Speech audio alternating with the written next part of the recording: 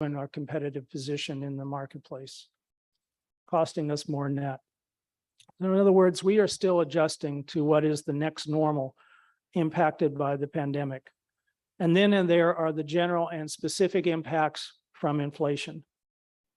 Giving an example, we proposed in here and was approved by the board, a 5% increase in board rates for Rutgers University, New Brunswick. That is a much higher rate than we have had in recent years. It's because we are experiencing over 20% increase in food costs.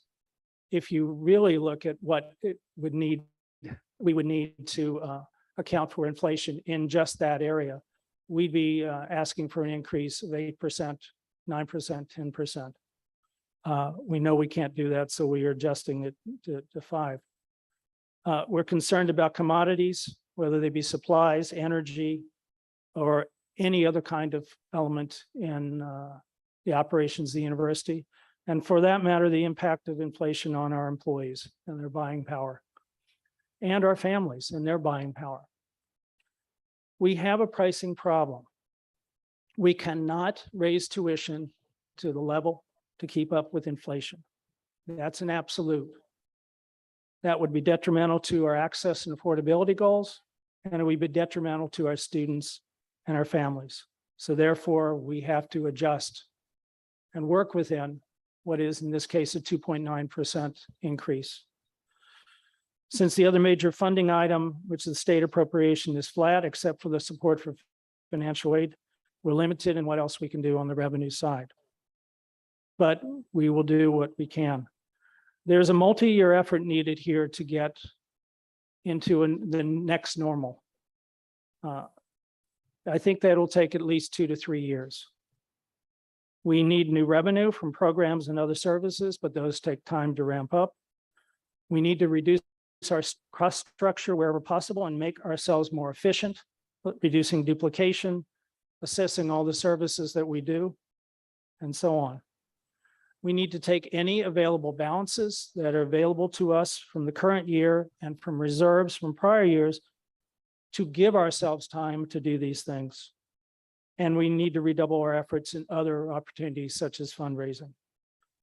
While these all are sounding like headwinds, I remain very optimistic about the ability of this university, its administration, its faculty, its staff, its other constituents to take on these challenges and meet them.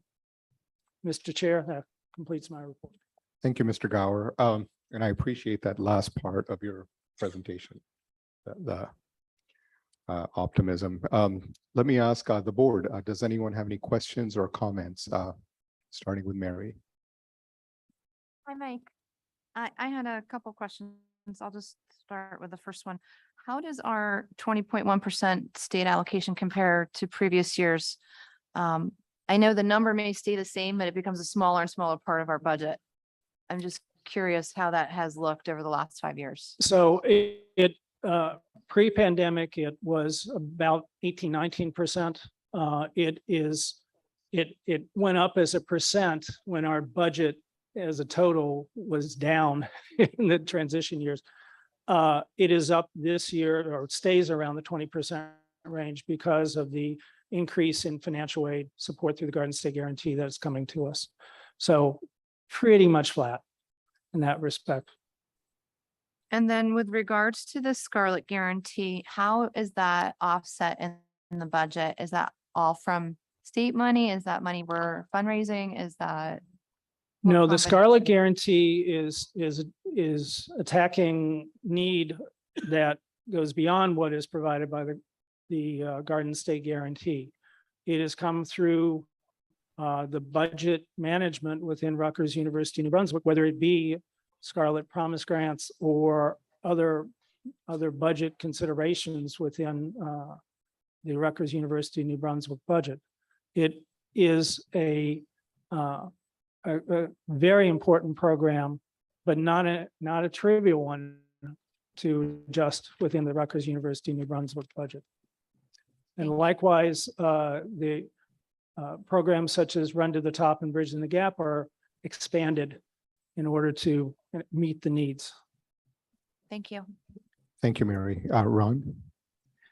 Mike, nice presentation. If I understood correctly, you said the average student, first year student pays 48% of full tuition in New Brunswick. in New Brunswick. Yeah. I was just wondering, what percent of our students actually do pay full tuition? So 75% are receive some form of financial aid, so about 25%. That's across undergraduate, graduate, all kinds of. Thank you, Ron. Bob and Norm, I'll get to you next.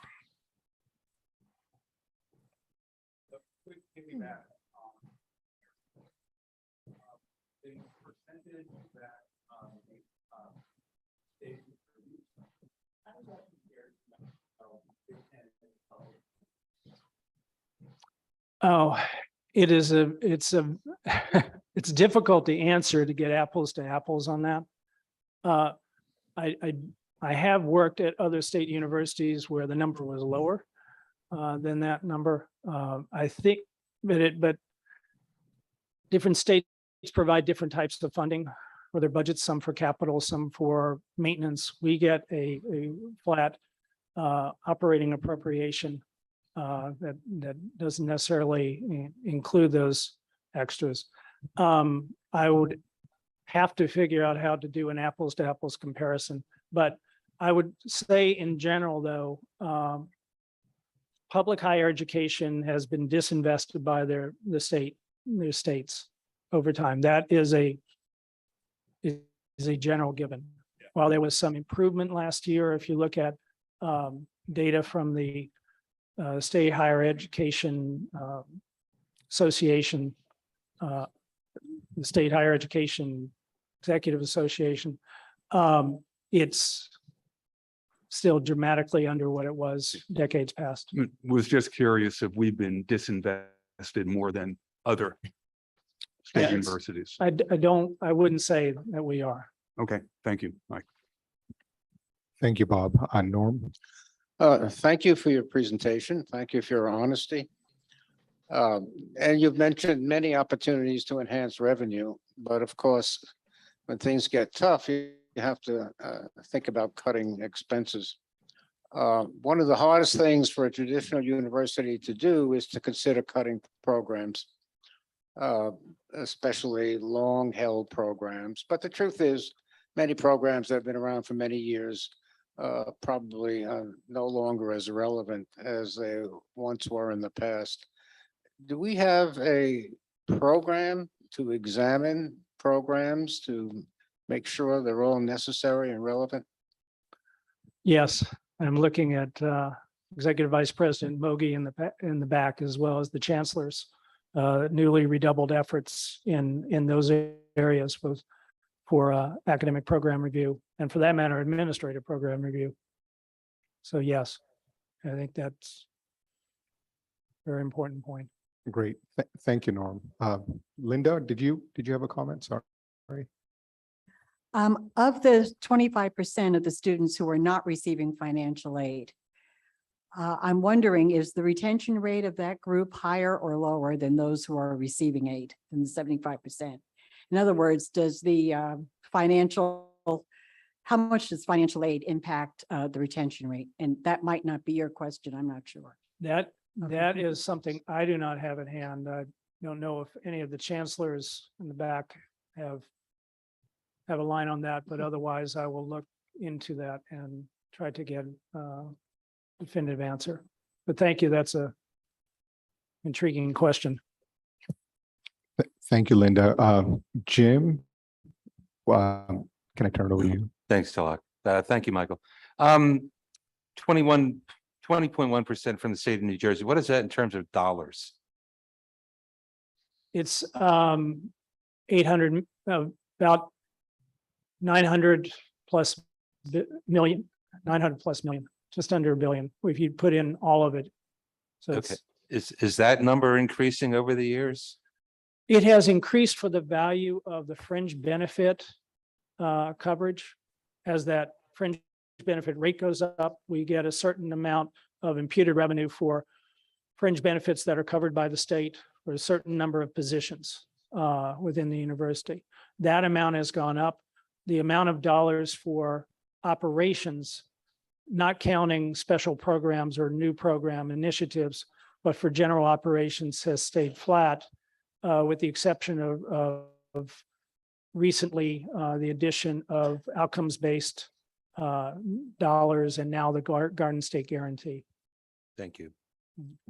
Thank you, Jim. And last one, Jeannie. For the state, again, the state money, I remember when it used to be 60 or 70%, but putting that aside, the state, a lot of states are flush in cash this year. Will also do well next year. After that, it's a question. Are we getting any more money because they're now flush with cash? And how are we compared to, say, other state colleges and universities in New Jersey for getting state money? So we are days away from the magic happening on that. What I know is what the governor proposed, which was flat operations, taking into account fringe benefit, and then the Garden State Guarantee dollars. But this and next week are the weeks where the legislature deals with the specific budget. So Did the governor propose the same for the other state colleges, flat? yes, looked Pete in the back and he confirmed that. Yes. Thank you, Jeannie. Thank you, Mike. Think we will move on. Thank you, Mike.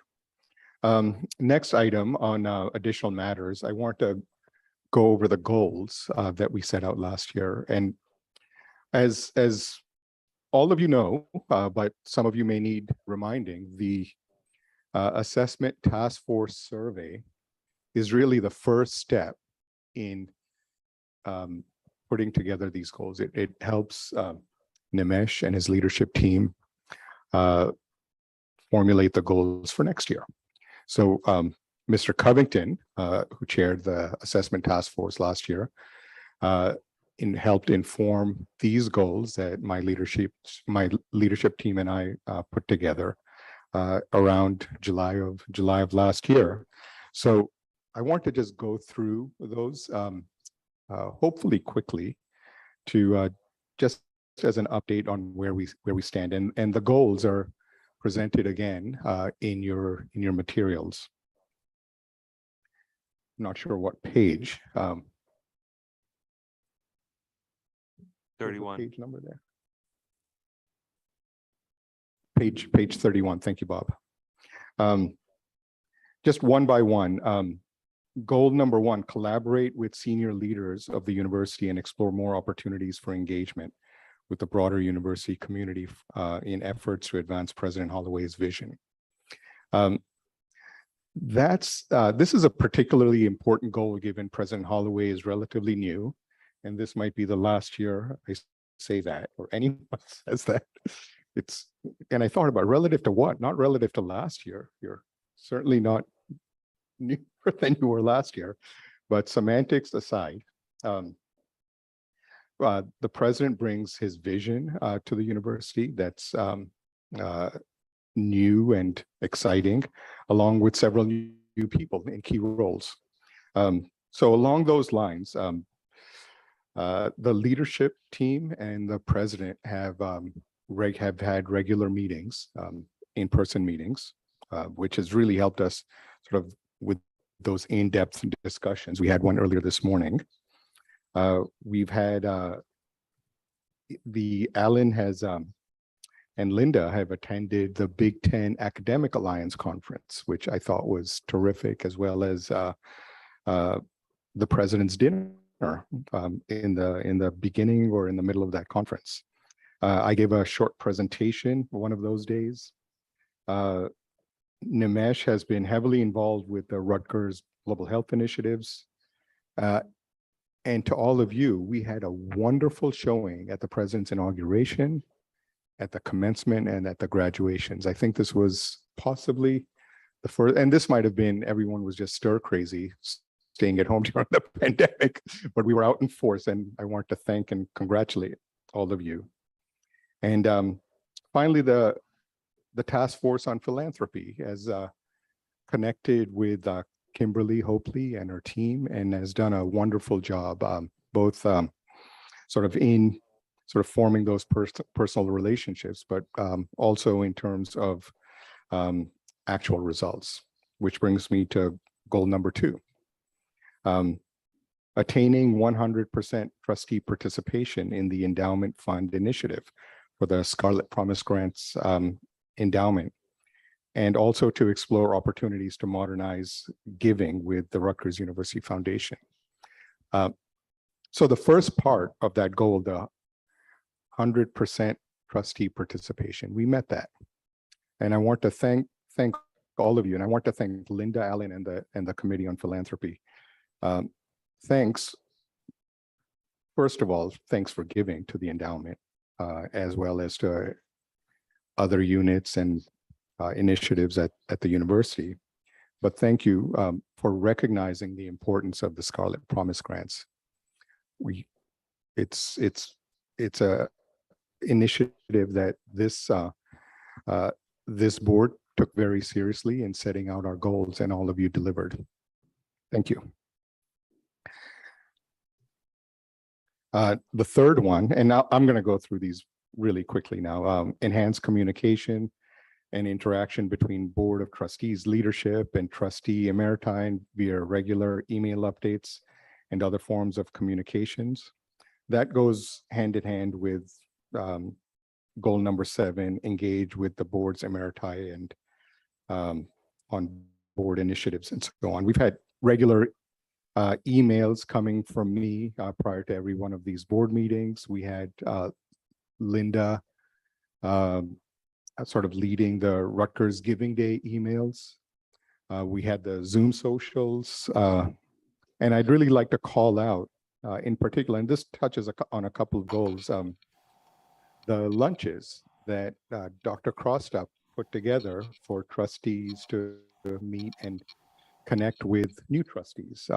That was just super successful. And I was just talking to Alan a little earlier today. Those were both really valuable to the new trustees as well as to the existing trustees. And they were really hard to put together. You know, in my opinion, you know, from what I remember, Alan and I were talking to each other one Thursday afternoon, driving through the floodplains of central New Jersey, trying to figure out if we really can meet for dinner tonight, or if we should postpone this to the next day.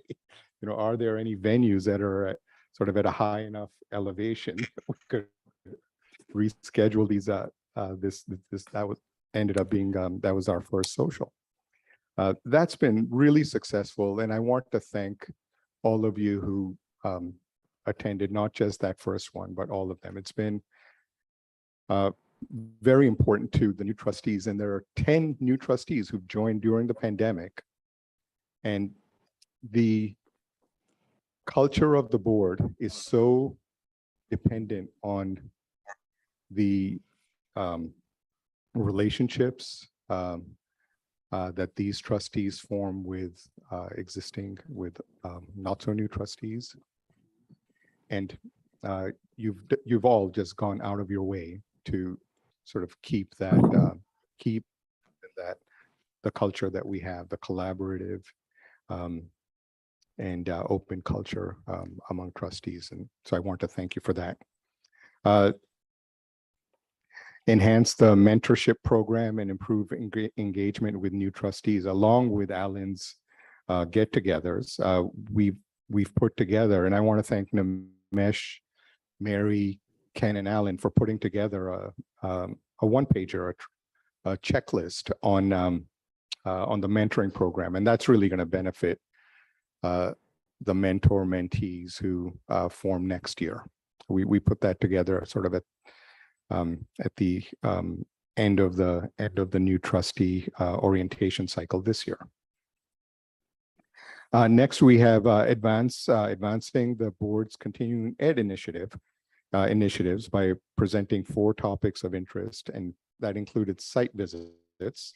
And I'll just summarize. We had the presentation on the endowment in September, the Rutgers Health Dean's tour in November, which was terrific. The task force on carbon neutrality and climate change, Bob Kopp and his team in December. Career Services was our last one. And we have a presentation today on the Center for Adult Autism. So very excited about today's presentation, as well as a site visit tomorrow at the Rutgers Gardens again, 3 p.m. Don't forget to bring your galoshes just in case. And then the last one, and this one is just so important, and it's similar to, if not exactly the same language as we've used in the recent past. Build on the efforts from previous years to expand the engagement between trustees and legislators. I don't know if Mike is here. There he is. Mike and Nick have done just a wonderful job working with Pete's team and connecting Ron and myself with the state's legislators, and there are several new ones. And to do so during the pandemic was really a remarkable effort. And there are other things that they've done, including sort of providing signed helmets to some of our legislators. And I'd say that initiative is just 100% successful. There's no other way to say it. The legislators we've spoken with are very much interested in what's going on at Rutgers. They're pro-Rutgers, regardless of which side of the aisle they're on. And they want to know more about what's going on. We're going to have follow-up meetings with them coming to campus to see various programs. So just very exciting. Doesn't hurt that President Holloway has great relationships with Trenton, and that really comes through. So anyway, that was the list of goals. I think we've done a good job in meeting them, and I do want to thank the assessment task force from last year. It really starts and is sort of codified and clarified in June and July by that task force. And Anthony, your team did a wonderful job and made my job that much easier. Thank you. Next, we had an executive committee meeting last week, and I'll draw the board's attention to the posted schedule of meetings for next year, for the 2022-23 year, and see if I can have a motion to accept that schedule. So move. Second. Second. Any discussion on the schedule? All in favor, and remember to turn your mics on. Aye. Aye. Aye. Okay, Aye. that was any opposed? It's unanimous. Motion carries. Thank you. Mr. Covington, can I turn it over to you on the presentation from the nominating committee? Okay, so let's get the mic situation worked out. Anthony, Pat's getting up. All right, thank you, Mr. Chair. So I have the privilege of now discussing the nominating committee's report and the slate of nominations. I just first want to thank my committee for their tireless support and time and evenings that we spent working on this. This is a phenomenal slate, but this, as you said, Mr. Chairman, earlier, it is a team effort, and I couldn't have been able to present this slate without all of them. So I want to give a warm thank you to the entire nomination committee. All right. The nomination committee of the Board of Trustees met 8 times between October 13th, 2021 and April 21st, 2022. The nomination committee's recommendations on the candidates for election for the following positions have been posted on the governing board portal. officers of the board, members of the executive committee, alumni and charter trustees, member of the nomination committee, and members of the Rutgers Research and Educational Foundation. Does any member of the board want to discuss a particular nomination? If so, this is the opportunity to do so. All right, hearing none, Mr. Chairman, I now present the nominations for these positions as detailed on the proposed slate of nominations on the governing board portal for the committee's consideration and endorsement. Officers of the board, on behalf of the nominating committee, I recommend the following nominations for the officers indicated for the term July 1, 2022 to June 30th, 2023. Secretary, Kimberly M. Pasva. Treasurer, Michael Gower. Associate Secretary, Patrick Mullo. Mr. Chairman, I so move. Can I have a second? Second. Any discussion? All in favor? Aye. Opposed? Abstentions? The motion carries. Thank you. All right, moving on to Okay. the, Well, first of all, congratulations, Kim, Pat, and Mike. Anthony, I'll hand it back over to you. thank you. All right, I will now ask Ms. Perez and Mr. Rhodes and also Mr. Johnson to please leave the room for this time for the election of this executive committee to take place.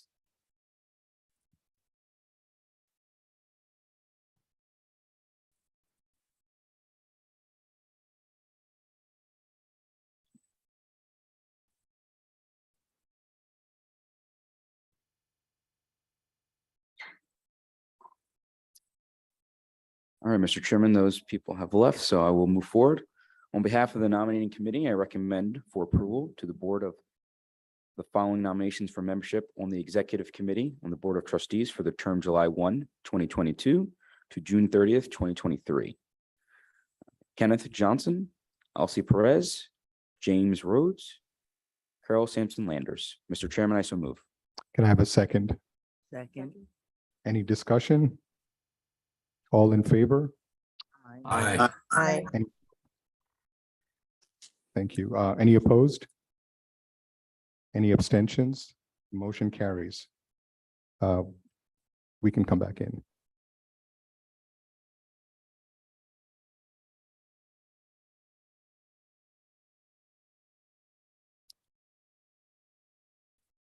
Congratulations, Jim, Ken, Elsie, and Carol on Zoom. Is Carol on Zoom?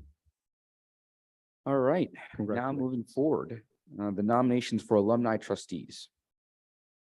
On behalf of the nominating committee, I recommend for the following nominations as alumni trustees for the term July 1, 2022 to June 30th, 2028. Whoa, long term. 6 years goes by fast, right? Okay. Kenneth Johnson, Squire Cervantes, and Philip Scalo. I also recommend for the following alumni trustee nomination for the term July 1, 2022 to June 30th, 2023 to fill Tlac Law's unexpired term ending June 30th, 2023, Teresa Rodriguez McPherson. Mr. Chairman, I so move. Can I have a second? Second. Any discussion? All in favor? Aye. Any opposed? Any abstentions? The motion carries. Thank you. Congratulations, Ken.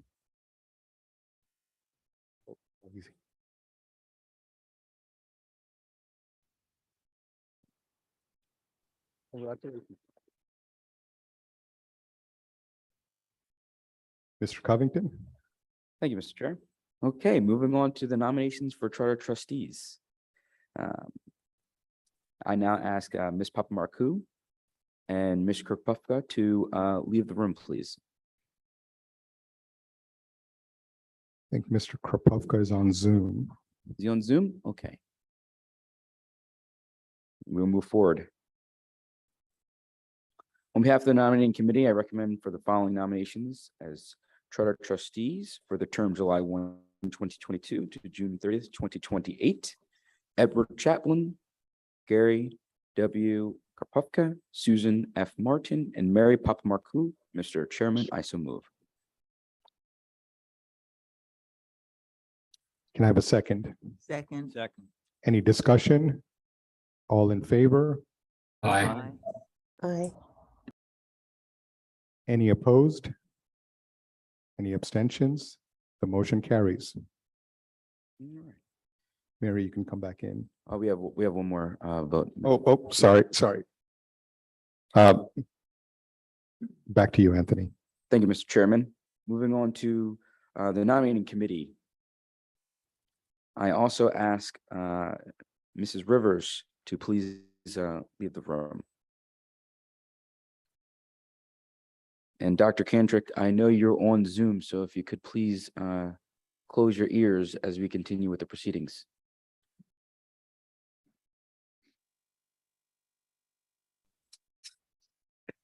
All right, thank you.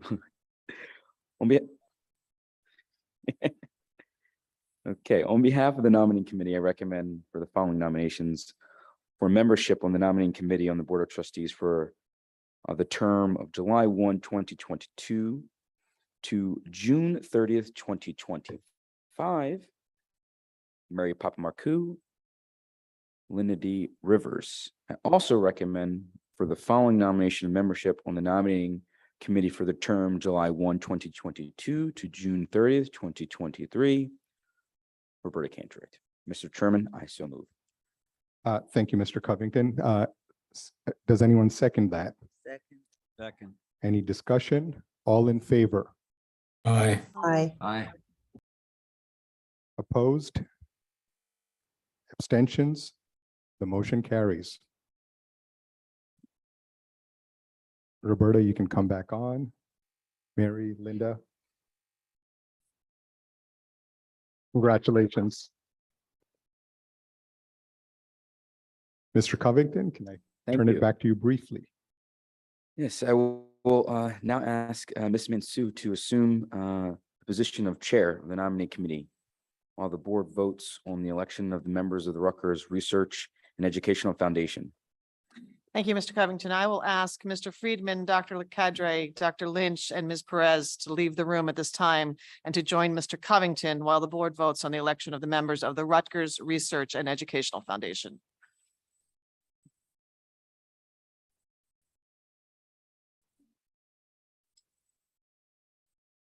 I will also ask Ms. Hendricks to close your ears.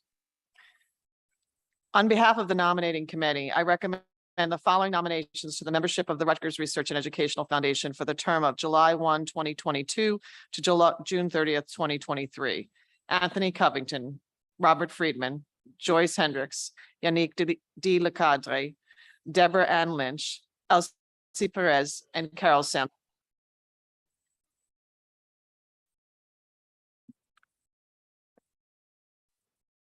Thank you, Ms. Mansue. Can I have a second? Second. Any discussion? All in favor? Aye. Any opposed? Any opposed? Any abstentions? The motion carries. Thank you, Ms. Mansue, and everyone can come back in.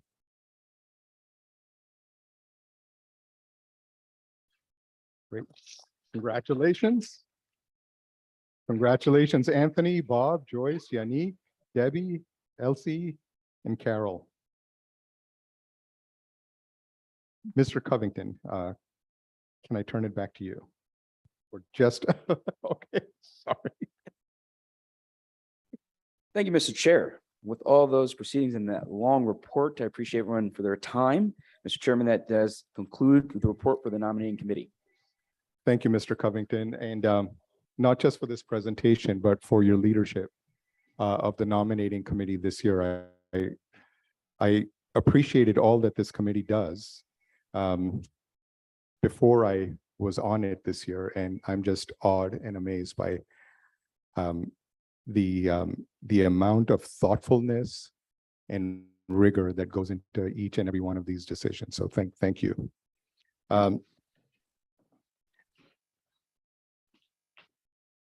Next,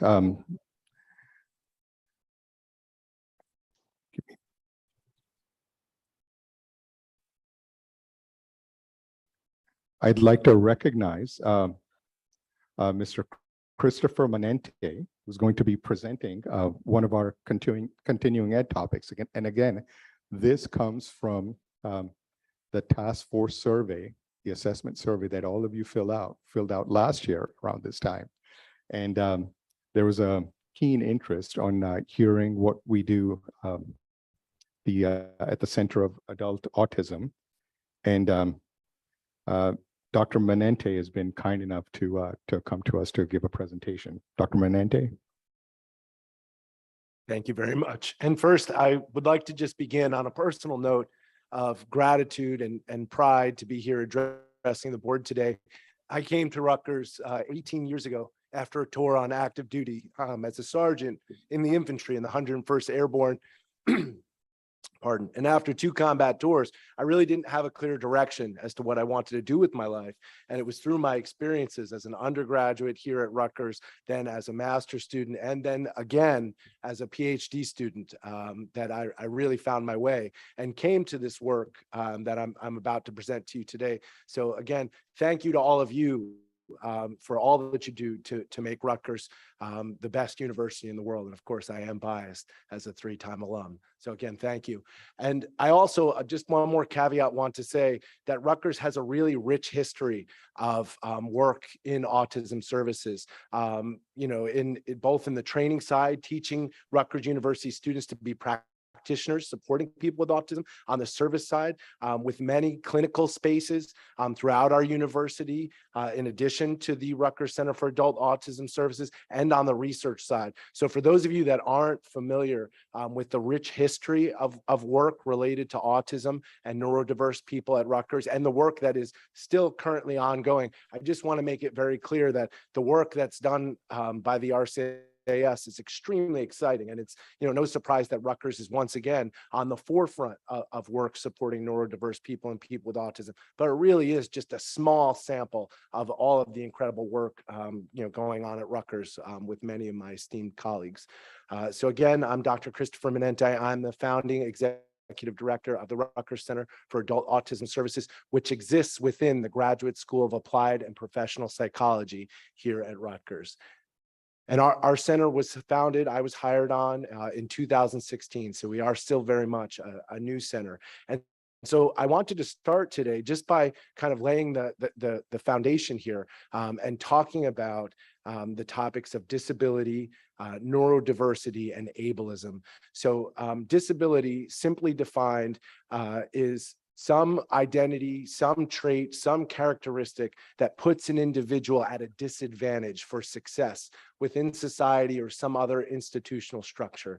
Okay, neurodiversity is a philosophical construct that actually celebrates people for their differences, specifically in terms of their neurological differences. And it recognizes that humanity exists along a wide continuum of neurological traits. In a society and an institution informed by a philosophy of neurodiversity, people aren't treated differently and lesser for their neurological differences. Those differences are celebrated, and people's neurological differences do not represent a disability, in that they do not put those individuals at a disadvantage for success. Okay, ableism is the other side of that coin from neurodiversity. Ableism represents, a system where individuals who are different are discriminated against and actually have less opportunities to succeed. They are treated very differently and treated lesser, as if they're broken or need to be fixed, right? And so I like to share this very famous and popular cartoon of the Animal School, which actually portrays a really, I think, compelling image of ableism in effect, right? So here you have the professor who's determined what every student in the class will be evaluated by for today's class. And today the professor will be asking all of his students to climb a tree as a means of their final examination, right? And you can see that each of these students are endowed very differently, right? In ways where climbing a tree is likely to be very easy, or for some, very hard, to others, nearly or virtually impossible, right? So a goldfish, a fish that's confined to this bowl will never be able to climb a tree, right? So in this system that has been set up, the fish has a disability, okay? The fish is treated as lesser, okay? And this is a perfect fish, right? So evolutionary speaking, this is probably one of the most amazing fish that have ever lived, right? It's capable of survival and food, and all the other fish love this fish. But in this particular system, right, where ableism rules, right, this fish is treated as broken, lesser. And again, as the caption says, if you judge a fish by its ability to climb a tree, it will live its entire life believing that it's stupid.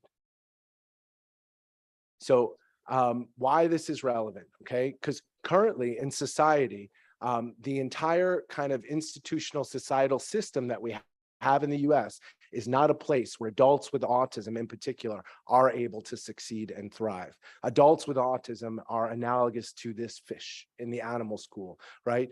Many adults with autism have incredible value, right? They have even, their autistic traits have incredible value, but within the construct of our society and our institutions, these individuals are not thriving, and they're actually failing to survive at an alarming rate. So adults with autism have arguably the poorest quality of life compared to any other group of humans living in our society today. And that is, by any measure of quality of life related to employment, related to completion of education, secondary education in particular, psychological, emotional, physical well-being. And one of the most startling statistics, is portrayed here on this slide, that adults with autism have half the life expectancy than neurotypical people in the US. And this is really startling because autism does not kill people.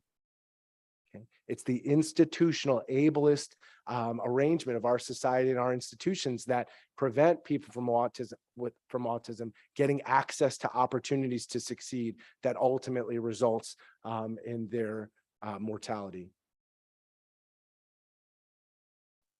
So this is the purpose of the creation of the Rutgers Center for Adult Autism Services. And again, this is one of my favorite pictures of the ribbon cutting of our beautiful new community center, which happened just back in September 2021. And so the whole purpose of our center is to address this enormous culture of ableism and institutional discrimination that's currently resulting in these poor outcomes for adults with autism. And so our mission addresses this large crisis. And again, the crisis is not that there are people with autism in the world, but that these people don't have the opportunity to succeed through a three-pronged mission. So we engage in service where we're supporting adults with autism across the spectrum in fulfilling their life streams and passions.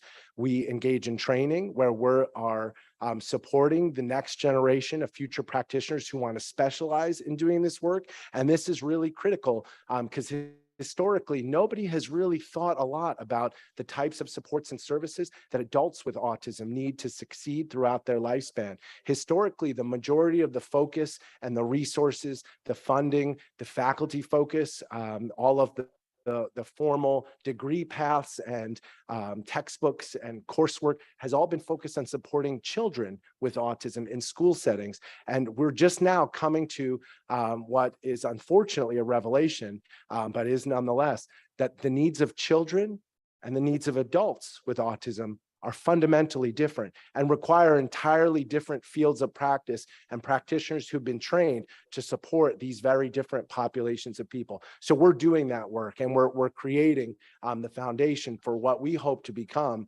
an entire field of practice surrounding the support of adults with autism. And of course, we're conducting research to ensure that the practices that we are putting in place are effective, and we're disseminating those practices to the world in the hope that other colleges and universities throughout our nation and the world follow our lead and replicate what we've done here. And so, there are many things that make our program different. One of those things is individualization, right? We meet people where they are. We don't ask them to pretend they're someone they're not. The Rutgers Center for Adult Autism Services gives autistic adults the opportunity opportunity to succeed and be who they are, right? And we fundamentally exist to amplify the voices of those people on the spectrum. And we do also stand up for people on the spectrum who aren't able to stand up for themselves. So we have 4 units at the Rutgers Center for Adult Autism Services, each of which has its own unique mission and population that it serves. Our Supporting Community Access Through Leisure and Employment program, or SCALE, is the RCIS's model lifespan program. This currently has 20 adults with autism who are all living, playing, and working in and around the Rutgers New Brunswick campus.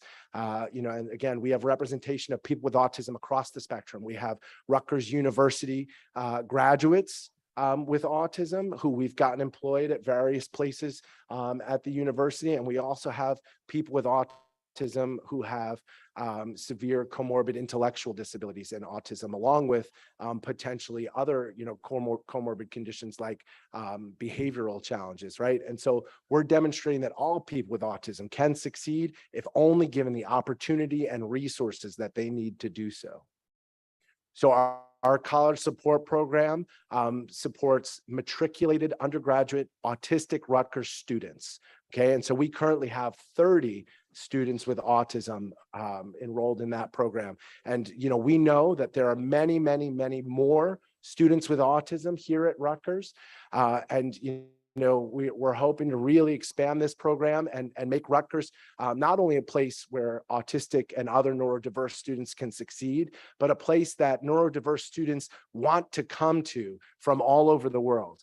We envision a place where this is, at the forefront and at the center of our mission. And Rutgers is known for being the university that has the most neurodiverse student body, staff, and faculty on the planet.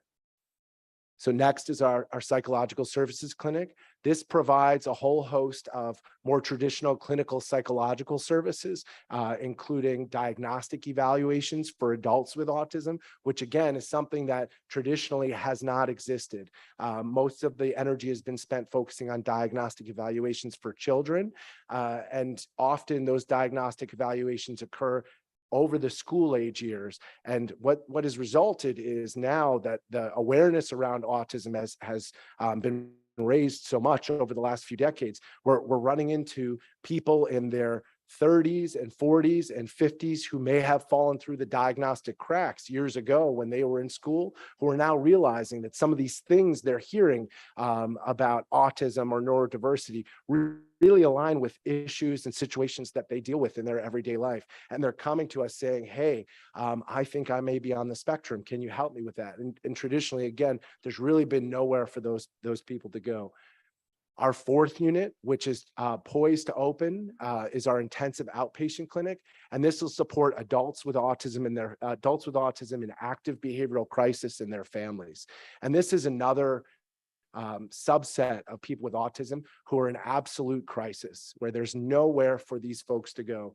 And if any of you are really interested in learning about this in kind of an intense way, you can just go on YouTube, right, and Google Autism Adult Behavioral Crisis Police, right? And you can see what happens when there's an adult with autism who's in behavioral crisis, and there's nowhere for them to go, and the only option is to call on the support of police, who often show up and don't have the resources to manage an active behavioral crisis. And then the individual shows up to the emergency room, and people there don't know what to do, and then the individual's transferred to the psych hospital and eventually released back to their family, and the cycle just goes around and around. And I hope you believe me when I say there's literally nowhere else on the planet for adults 21 plus with autism to go who have this level of severe behavioral crisis. We have excellent places for children who fall into this category, of one of which is here at Rutgers at the Brain Health Institute at RU Cares, led by Dr. Wayne Fisher.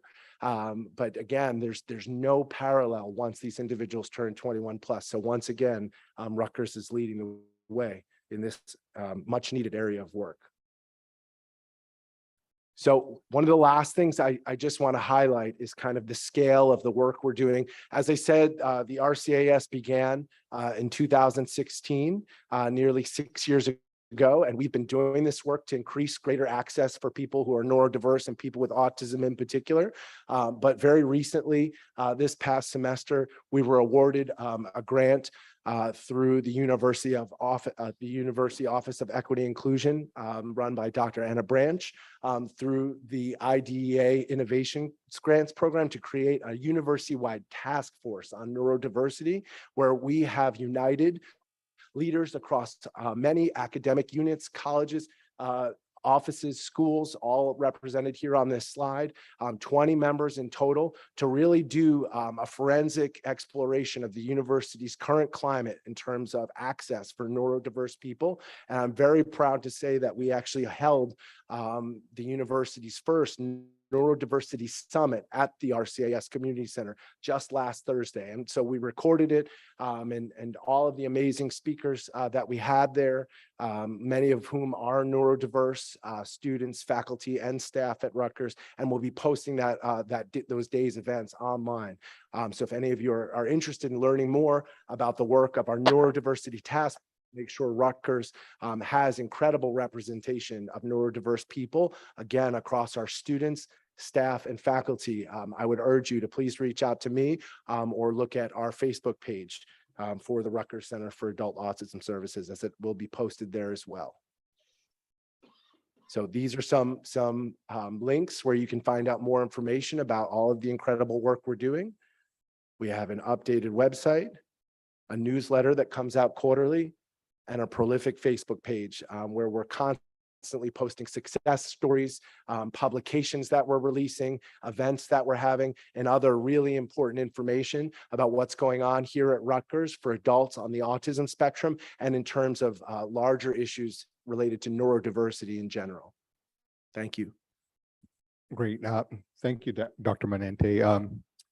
If anyone has any questions or comments, can we start with Mary? I have sound.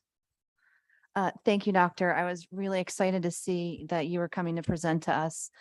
I guess my question is with regards to collaboration with the school districts across the country. I think there are 436 school districts or something like that. What kind of outreach are we doing to those districts so that the students that are transitioning out of, I think they're probably in the 20 to 21 age group, that they're finding sources? Because I have friends that work in child psychology, and they start with the children when they're 3, and then they see their students later on aged nowhere, and there's a gap in services. So what kind of outreach are we doing to those communities to let them know that there are services available and that we're building a world-class program here that people can take advantage of? Are there educational outreaches, or how are we educating them that we exist? That's a great question. And also, just to say out loud, it warrants a very complex answer, which I'll try and distill down to simplest terms possible. And part of the complexity for the answer is the vast diversity of people with autism and their learning profiles and their needs. So my answer for a student with autism who has really significant support needs, who might have comorbid intellectual disabilities, who's looking for a program to support them during daytime hours and help them get on with their adult life, including employment and independent living, would be very different than the outreach we would do for an autistic high school student looking to attend Rutgers as a matriculated student, right? And so I think what you're referring to, though, is important to highlight. The transition from age 21, when individuals with disabilities, including people with autism, still have an educational entitlement under a piece of federal legislation called the Individuals with Disabilities Education Act, right, has been described by many as a services cliff. Okay, because in childhood up to age 21, individuals and their families have a real entitlement to free and appropriate public education. But at age 21, that entitlement dissolves. It completely evaporates. And so there's no federal mandate for educational or accessibility services to the same intensity that's provided during someone's school years, right? So then it's left up to individual states to decide how they'll provide support or if they'll provide funding in a budget for support at all. So again, you could see it's a complex situation that again represents a crisis. Like this actually is at the heart of the crisis, the lack of investment and the lack of funding and resources in education about how to get what you need to succeed in adulthood. And for multiple decades now, adults with autism in New Jersey and beyond have kind of just been allowed to fail at life. Right. And so, I spend a great part of my day responding to, panicked emails and calls and people who just show up at our front door desperate for help because there's really nowhere else to go. And the RCIS, really represents a unique model and a leap forward in providing people optimal, services and supports. So the short answer is we're doing everything we can to engage with school districts, but that doesn't always mean that we have the capacity or resources to help everyone who desperately needs help. That's why we're training up a workforce of practitioners who can go out, graduate from Rutgers, and land at other organizations throughout New Jersey, throughout the US, and potentially throughout the world to help address this really enormous crisis. And there's over 5 million plus adults with autism living in the US right now of all variety of ages. So we've got a lot of catching up to do, and we can't do it alone. Great. Thank you. Alan, please. Thank you for your presentation and thank you for your service to our nation. My question is, you had mentioned there were 20 some odd people in the SCALE program. My question is, how many are in the CSP, how many in the PSC, and when will the IOC be operational?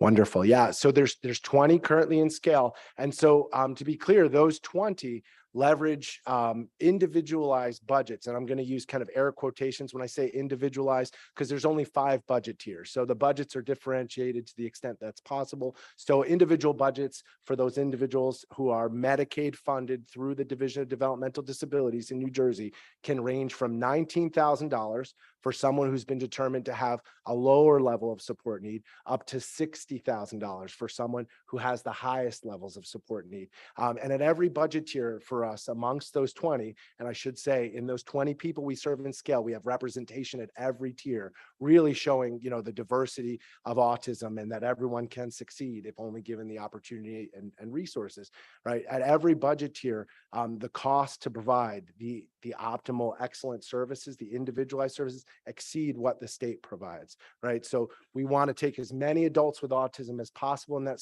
SCALE program, but are limited by the existing funding. So to the college support program, we have about 27 undergraduate students in that program. And again, are somewhat limited by available funding. So currently that program is all private pay. So students and their families pay out of pocket for that program an additional $3,500 a semester in order to receive, again, intensive specialized supports for autism. It helps to connect them into the social culture of the university, helps with executive functioning, helps them stay on top of the transition from leaving home for the first time, right? All of those things that are hard for anyone, but can be really difficult for someone on the spectrum. And then our psychological services clinic, really varies because again, that's a session-based clinic. We are booked out. We have waiting lists that go on for almost forever. We served over 100 patients in that setting just last year alone. And again, really couldn't ramp up fast enough to meet the demand that exists for that. And the intensive outpatient clinic, that physical space exists within our center. We were actually waiting on startup funding for the state so we can begin that work, and that we're just now finalizing the MOU for that contract. So we hope to start seeing patients in that space by next fall semester. And also, again, training students to do that work and publishing research because it is such a desperate area of need. Great. Thank you, Alan. Sarah, was that you back there? Can I? Thank you. First, I want to say thank you so much for all the work that you do. I think this is a really important topic, especially in higher education. But in your presentation, there was a point that said that adults with autism, 87% of them live with their parents and only 22% of them want to live with their parents. So what kind of opportunities or financial aid support are there provided from the university or from your office that help give opportunities or housing opportunities for students with autism? Yeah, so currently, we don't have any specialized housing for students with autism. We find in the college support program that in the majority of cases, our students prefer to live in inclusive environments. But what I will say is our community is incredibly supportive in terms of making accommodations, ensuring that everyone feels valued and supported and comfortable with the residential accommodations that are available on campus during a neurodiverse student's time here. We have found, everyone to be extremely flexible in student affairs and student life. It hasn't been hard for us to establish a great just connections with all of the most influential people to ensure that our students feel welcome. Yeah, and so that statistic does pertain more to kind of like lifelong residential living. And again, it's unfortunately the same old story. There's really not a lot of sources for innovation in creating, new, models that are sustainable from a financial standpoint. So what is typical currently in the world for adults with autism is congregate living that takes the form of group homes, which in my humble personal opinion is essentially like having little institutions that have been sprinkled throughout our communities instead of big institutions that kind of fit the archetype of the old state hospital with the big iron gate in front. Thank you, Sarah, and thank you, Dr. Manente. As you can tell, there's a lot of questions. Bob and Debbie. I just have a comment. I spent my whole career working with adults with developmental disabilities, and these services are just so greatly needed. And I want to say thank you.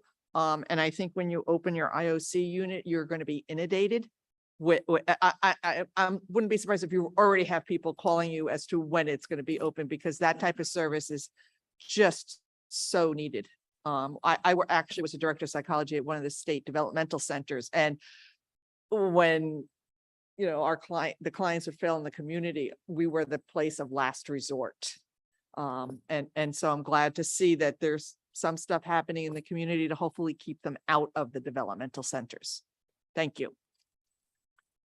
And we actually do have plans in partnering with the state to help them draw down the population of adults with autism who seem to be kind of stuck at the developmental centers just because there's no one with the expertise required to help them transition. And just again, to speak to how amazing our community is. So one of the 20 members on our neurodiversity task force is Chief Kenneth Kopp, from RUPD, and Chief Kopp and I are working together to ensure that those patients that we're seeing in the intensive outpatient clinic are able to be treated in inclusive community environments in a way that's safe and compassionate, and even working on a co-responder model, where some professionals with autism would be able to respond with RUPD, and again, once again, lead the way and show the world what compassionate police work looks like for neurodiverse people. Great. I just wanted to thank you, Dr. Manente. This is, as you can tell, there was a ton of interest in your area. It's a wonderful presentation in an area of great need. Thank you so much. It's my pleasure. Thank you all.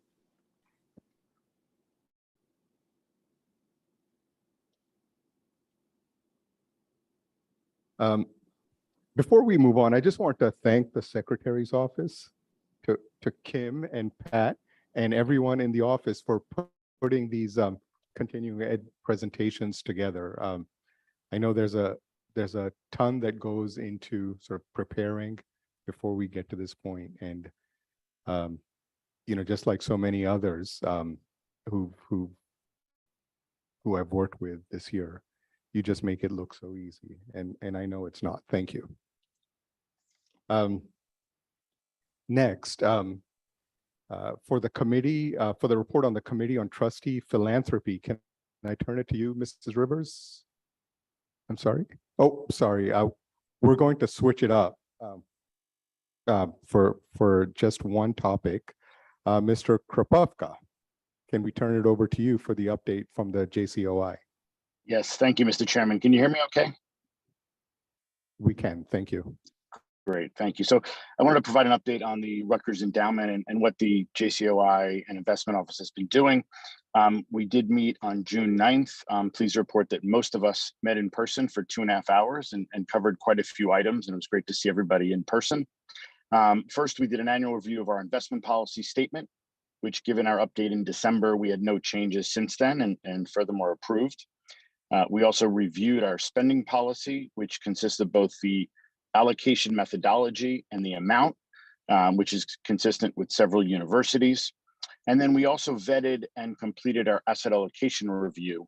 And given the importance of asset allocation, probably one of the most important things we do, I just wanted to share some of the ranges that we have in our asset allocation, especially given some market turmoil. So we have about 60 to 85% of our allocation in growth assets. And so that consists of 30 to 50% in public equities, currently sits at about 32% in public equities, about half of which is in the US, and about an even split of about half in international developed equities, and also half of that in emerging markets. We also have 15 to 30% of our assets in private equity, which currently sits at about 28%. And then we also have an allocation between 5 and 15% in both real estate and opportunistic credit, which currently sits at about 8% for each. That makes up our growth assets. The second two, one of which is our diversifying strategies, which is about 10 to 30% of the endowment. And that is in both diversifying strategies, which includes hedge funds and private strategies, that currently sits at about 15%. And then about 5 to 20% is in liquidity, which really consists of fixed income and cash, and that sits at about 9%. One of the questions that someone had asked last Board of Trustee meeting was around our removal of our exposure to Russia. We now have basically a 0 basis points exposure to Russia, largely on the heels of many of the index providers removing Russia from their indices. Maybe a quick update on performance. The total assets is about 1.85 billion. That's our long-term investment assets. Just a couple updates on performance. Fiscal year to date through April, we are down about 4.8%. Just to put that in a little context, the 70-30 or 70 equities and 30 bonds is down about 9.8%. And MSCI has an all-country world index that's down about 8% over that same period. On the 1 year, we're down about 10 basis points, whereas the 70-30 is down about 8%. And then putting it in a larger perspective, the 3 year, we're up about 9.2%, and the 70-30 is up about 6.2%. So certainly has not been the easiest year for probably everyone listening on this call, as well as for the endowment. But again, thinking about diversification, a lot of private strategies is quite helpful in enduring through difficult market cycles. We also had a few manager recommendations at our meeting, 2 in the diversifying strategies, 2 in real estate, and 1 in private equity. And maybe my last comment, Mr. Chairman, is just from an organizational perspective, we do have 5 new interns this summer, which will bring us to 10 in the fall. Most are RBS students. We have 2 interns from Newark that we're pleased to report on. So 23 total interns thus far. 10 alums have been with investment banks or private equity roles. So we're very pleased at what we're trying to do in terms of the internship. And then my last comment, as I conclude my remarks, a big thank you to you, Mr. Chairman, for all the leadership that you've shown me on the JCOI. So a big thank you. And that concludes my remarks, Mr. Chair. Thank you, Gary. Any questions or comments? Can we start with Rob? You have your hand up. Rob Feldman. Thanks. Hey, Gary. Hey, Gary, just a quick question. On the privates part of the portfolio, I presume most of that's on a lag.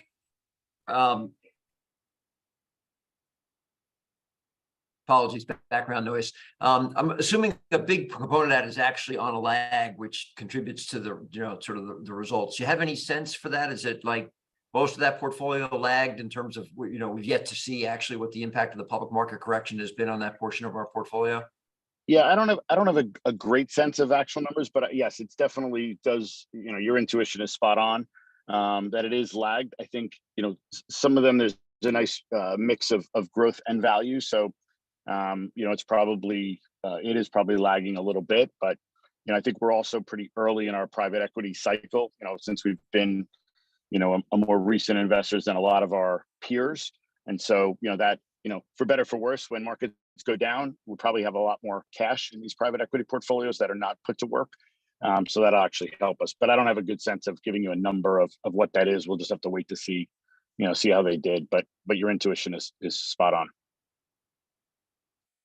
Thanks. Great. Thank you, Rob. Gary. Anything else? Thank you, Gary. This being your first year, I do want to congratulate you on a very successful year. I know it doesn't feel like it being down 4.8%, but that's pretty good. It's not bad in this market. Thank you. Thank you. Thank you, Mr. Chair. Great. Next, Linda, if we could come back to you on the report on the Committee on Trustee Philanthropy. Thank you.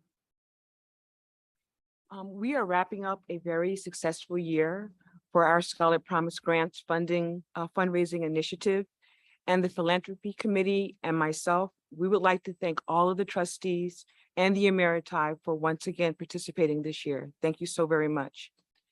I would encourage everyone to read the report posted on the governing board portal, and I will not review everything that is in that report, but I wanted to highlight a few numbers to show our progress this year. Please note that the numbers in the report on the portal were figures based on the time the report was written. We will update those numbers as we close the fiscal year. The numbers reported today are the most up to date. With regards to outreach, the committee performed significant outreach this year, including individual calls to trustees.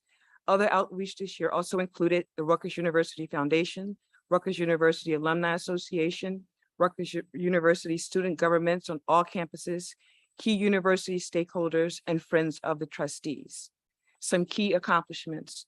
The board achieved its goal of 100% trustee participation and the Scholar Promise Grants Endowment initiatives. And I think we should all give ourselves a hand on that one. Well done. The total raised to date for the Scholar Promise Grant Endowment Fund is about $8.4 million. We were able to raise $66,000 for the Scholar Promise Grant Endowment on Rutgers Giving Day from 164 unique donors. 45 of those donors used the trustees' specific link. The average number of gifts made through an ambassador link is about 16. So we did a fantastic job as ambassadors this year. Again, thank you all so much. This year, almost $2 million was raised for the Scholar Promise Grants Endowment. This year, again, fiscal year 2022, $81,000 of income was produced by the endowment and distributed to students through the Scholar Promise Grants. The income from the endowment for fiscal year 23 is projected to be $115,000, which will provide 60 students with Scholar Promise Grants, up from 42 in fiscal year 22, based on the average grant awarded, and this would only increase as the endowment grows. Recommendations. Again, I encourage everyone to read the report and specifically look at the recommendations put forth by the committee. We feel that these will enhance the work of future committees. I would like to pay special attention, however, to 3 other recommendations in the report. Recommendation number 2, maintain the allocation used in fiscal year 22 for the pre-existing endowment distribution for fiscal year 23. The committee felt that it was important to maintain the current allocation from the pre-existing endowment to ensure funding continuity and to allow student needs to normalize as we emerge from the pandemic before making any decisions that would change that distribution. Recommendation number 4, encourage continued 100% participation in donating to the Scholar Promise Grant Endowed Fund initiative as an annual Board of Trustees goal. Again, the committee felt that an endowment for scholarship promise grants has always been important to the trustees because it provides a permanent funding source for scholarship promise grants. The committee thought it was important that the board continue to make this a focus by asking board members to give annually. And recommendation number 5, to reduce confusion among the various scholarship promise grant funds, refer to our initiative as the Board of Trustees Scholarship Promise Grant Endowment Fund Initiative. A lot has changed since the board made a commitment to create an endowment for scholarship promise grants.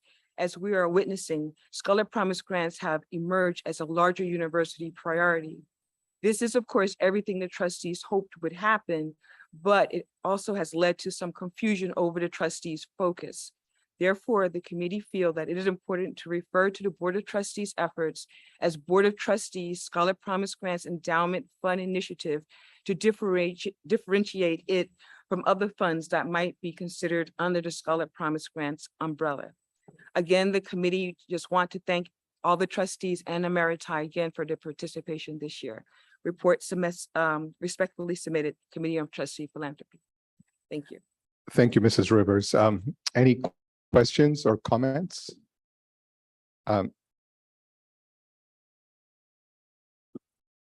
Linda, I particularly, those are all great recommendations, and I particularly appreciate the last one as someone who's foot faulted, meaning it was my own fault on not recognizing the difference between the current use fund and the endowment.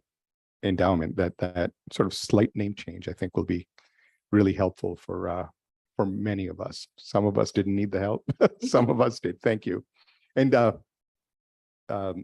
Mrs. Rivers, thank you again for a successful year of chairing the Philanthropy Committee. And thank you to all of you on the committee for conducting a successful year. With that, Mr. Rhodes, can I turn it over to you for the report on the Committee on Diversity, Inclusion, and Outreach? Thank you, Mr. Chair. On behalf of the committee, I'd like to thank our chair, Marty Gillis, for her leadership this year. And I think this report will point to the accomplishments that she was able to lead us through. As for accomplishments, the committee reviewed the demographics of the Board of Trustees as compared to the state of New Jersey, as well as the demographics of both the university's governing boards. The committee also discussed the nominations submitted by members of the Board of Trustees and highlighted the number of diverse candidates who were submitted for consideration. The committee noted the strong diverse representation, and the chair applauded committee members for their outreach efforts. In terms of our outreach, the committee continued their discussion on outreach efforts and agreed that performing the outreach every year would be sufficient, coupled with a statement at a board meeting as well as email reminders annually. The committee also discussed outreach to specific affinity groups to encourage members of those groups to consider nominating themselves or others in their networks to become members of the Board of Trustees. Committee members agreed that it was a fruitful endeavor and suggested broadening the groups the committee can reach out to and determine which groups should be contacted next year. The committee then walked through the Board of Trustees nominations timelines, noting that most of the work performed by the Committee on Diversity, Inclusion, and Outreach occurs in the months of September, October, and November. The committee also reviewed the revisions made to the PowerPoint used during outreach to affinity groups, and the committee noted that the presentation should be reviewed annually to ensure the information remains current.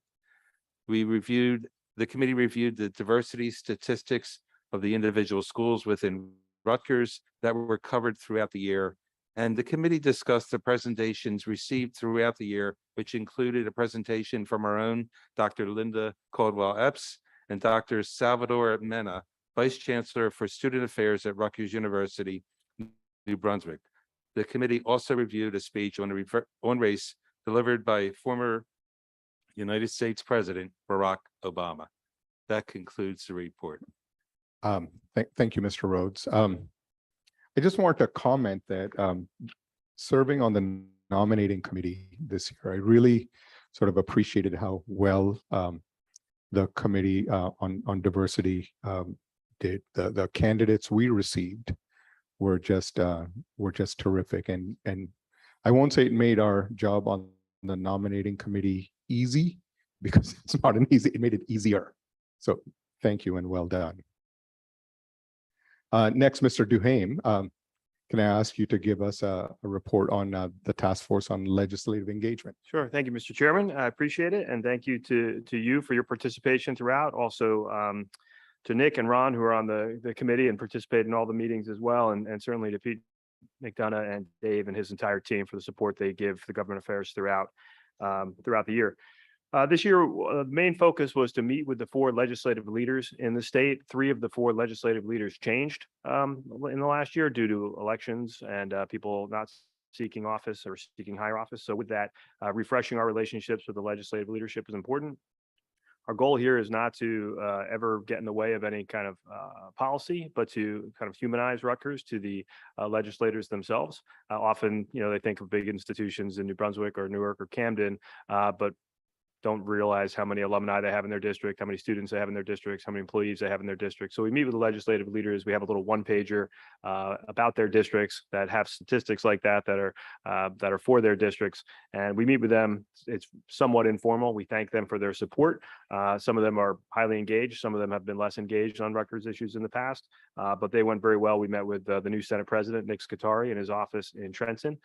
We met with the rest over Zoom, the minority leader, Senate Minority Leader Stephen Oroho from Sussex County, Speaker Craig Coughlin, who's from Middlesex County, and Assembly Minority Leader DeMeo, who is from Warren County. We met with all of them. They were very good meetings, very engaged. So it was very supportive and positive throughout. And that's really the goal here, so that they have a place to go. They led to, in some cases, requesting other meetings down at Rutgers or different information they wanted to find out.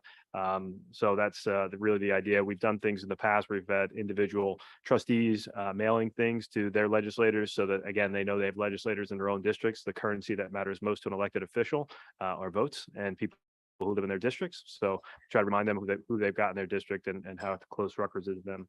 One of the things that was mentioned before by the chairman was that we had the Pete's office sent 24 signed Rutgers helmets signed by Coach Schiano to the 24 members of the legislature who are Rutgers alumni.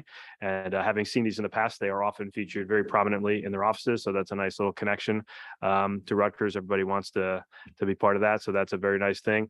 We're looking forward, as we get out of COVID, to start do some things we did in the past. Like, for example, we had legislators to basketball games in the past. We've had academic tours in the past. We tried to get a little bit of that going this year. We had a few hiccups with COVID.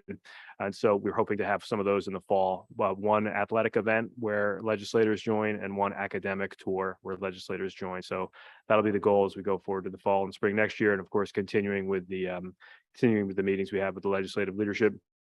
We've also academically had legislators and leaders in, and it's too much to count or keep track of. I think Pete and his team do it, but I know I teach a class in the political science department, and we've had Senator Bramnick, Senator Gopal, and Speaker Coughlin were all in the fall. Governor Murphy was in the fall. Former Governor Christie was in the fall. So we try to do these things as well to make sure that they continue to have a connection with Rutgers. Some are alum and some are not, but it hopefully fosters their connection with the university.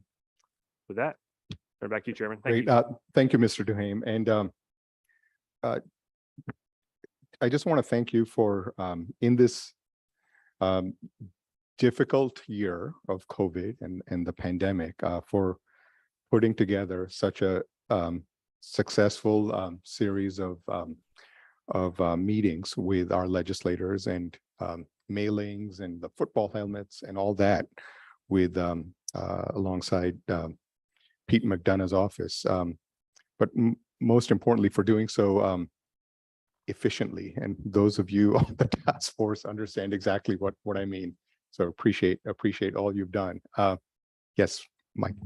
Yes, Chairman, I'd just like to commend Mike and Pete and the committee for the work that they've been doing. You know, in the past, as some of the trustees know who have been on the board for a while, we've had not the best relationship with all of the New Jersey legislators. And I think the value of what we're doing through Mike's leadership and Pete is talking to legislators when we don't want anything, when we're not asking for anything, when we're doing what perhaps what we can do to help them. And I think what Mike and his crew has been doing is just kind of putting some body to that. So when they do see the president at a budget meeting, or we are asking for something, there is some relationship that hopefully has been built. And I think the more we get them to campus for almost anything, the better it is. I haven't met a legislator who has been on campus who hasn't come back impressed with whatever it's been. So again, thank you very much. Thank you. Thank you. Roberta and then Mary. Yes, Mike, I think what you are doing is great. And I'm not that you need more work, but I just recalled a very successful thing that, excuse me, we used to do when I was involved with the Alumni Federation.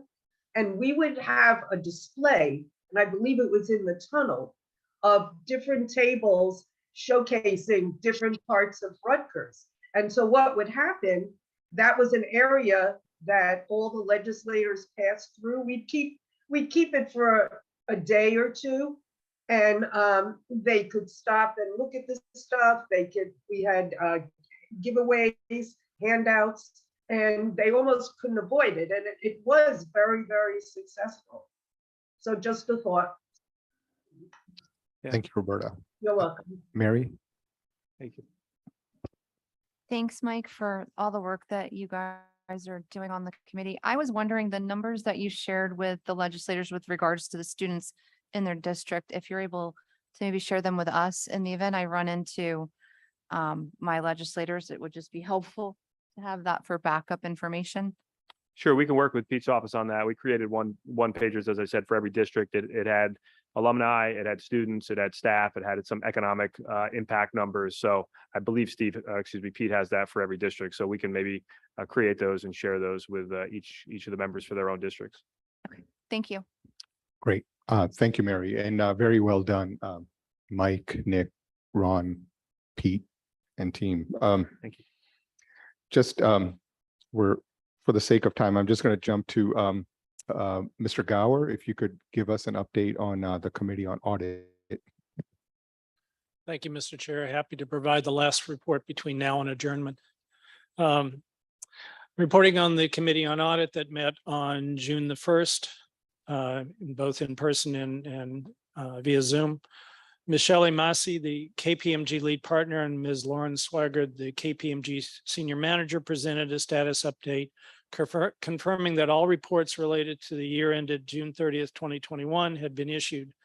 And members of the board should have received the financial statements that we finally got information from the state in order to complete them recently. Ms. Swigert reviewed the details of the 2022 audit plan, describing the timeline, risk assessment, analysis of certain accounting standards. Ms. Massey highlighted KPMG's enhancements to its use of technology, as well as the anticipated impact on the financial statement audit from recent changes to accounting and auditing standards. Ms. Kimberly Pasva, Secretary of the University, reviewed the requirements of the university's conflict of interest policy for each member of the Board of Governors, Board of Trustees, Camden Board of Directors, and each university officer. In addition, she mentioned the additional requirements of the Board of Governors to complete an online form and ethics training, and noted that we were fully in compliance with this policy. Dr. Andrew Rochelle, Senior Vice President for Administration and Chief of Staff, and I provided an update to the committee on the university's Enterprise Risk Management Program. Ms. Michelle Noren, Senior Vice President and Chief Information Officer, and Mr. Guy Albertini, Associate Vice President and Chief Information Security Officer, provided an update on the accomplishments to date and the plans of the university's first Chief Information Security Officer. Mr. Eugene Simon, Associate Vice President and Deputy Chief Enterprise Risk Management Ethics and Compliance Officer, provided a status update on the university's privacy program. And finally, Ms. Ruth Philo, Chief Audit Executive, informed the committee on the status of the 2022 annual audit plan and provided highlights from recently completed reviews and the implementation status of recommendations for past audits. Mr. Chair, that concludes the report. Thank you, Mr. Gower. So one question, Mike. I just wanted to just make a request, not necessarily tonight, but I noticed in the audit report, the KPMG representative mentioned that they were looking into the impact of certain issues dealing with cryptocurrencies and its impact on the university. I think it had to do, Mike, with perhaps contributions. And since it's getting so much play in the financial world and other places, I was just wondering at some future meeting, perhaps we can have a brief review of the impact of cryptocurrencies on Rutgers, if any. Thank you. Thank you. Thank you, Mike. Appreciate it. And let me ask the board, does anyone have any old business to bring to the board? Does anyone have any new business to bring in front of the board? Hearing none, can I have a motion to adjourn? Motion. Second. Any further discussion? All in favor? Aye. Any Aye. opposed? Any abstentions? The motion carries. Thank you, everyone.